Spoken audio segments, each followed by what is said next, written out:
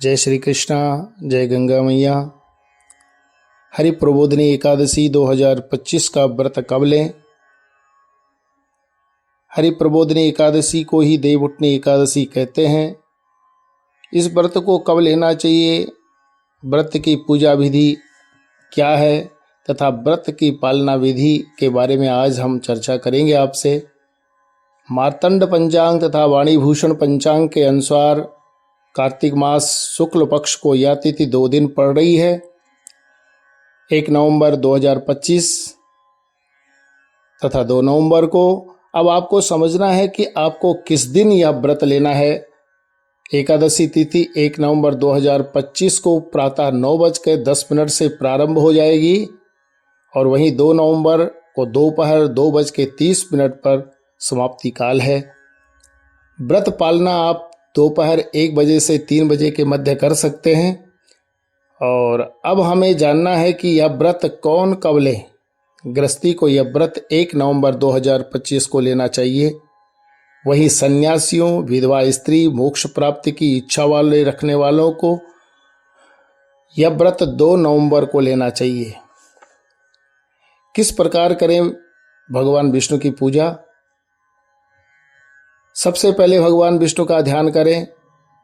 जो भी मंत्र आपको आता हो उसी से भगवान के आगे जो है कि इस शंख घंटा बजा करके उच्चारण करें और इस मंत्र का उच्चारण करें तो बहुत ही उत्तम है।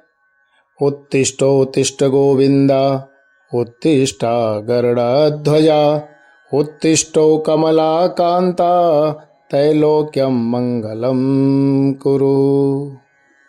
निद्रा से भगवान जाग जाते हैं।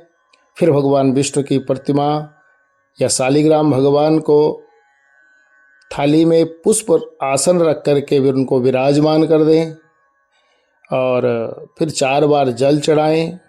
ओम विष्णुवे नमः का उच्चारण करें। फिर दूध उनके ऊपर अर्पित करें।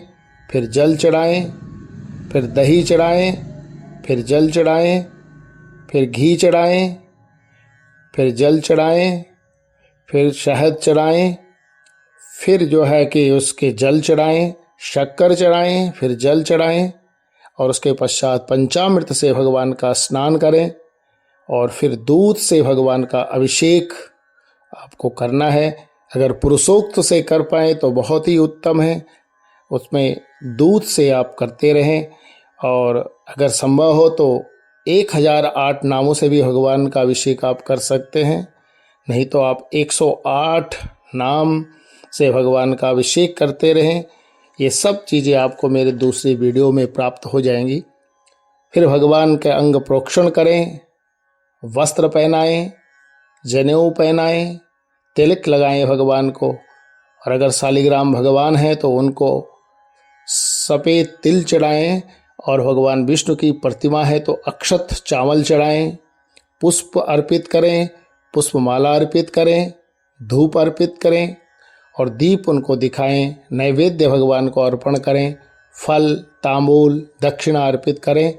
के पश्चात भगवान की आरती अवश्य करना चाहिए, जो कि घी का दीपक जला करके और कपूर जलाएं। इसी दिन तुलसी विवाह का भी विधान है। चातुर्मास की समाप्ति इसी दिन की जाती है। सन्यासी विरक्त महात्मा 4 महीने तक एक ही स्थान में निवास करते हैं, इसीलिए इसे चातुर्मास कहा जाता है। भगवान विष्णु भी 4 महीने शयन के पश्चात इसी दिन उठते हैं, इसीलिए इसे देव उठनी एकादशी भी कहा जाता है। इसी दिन से मांगलिक कार्य, विवाह संस्कार, व्रतबंध, गृह प्रवेश आदि मांगलिक कार्य प्रारंभ हो जाते हैं। हरि ओम नारायण।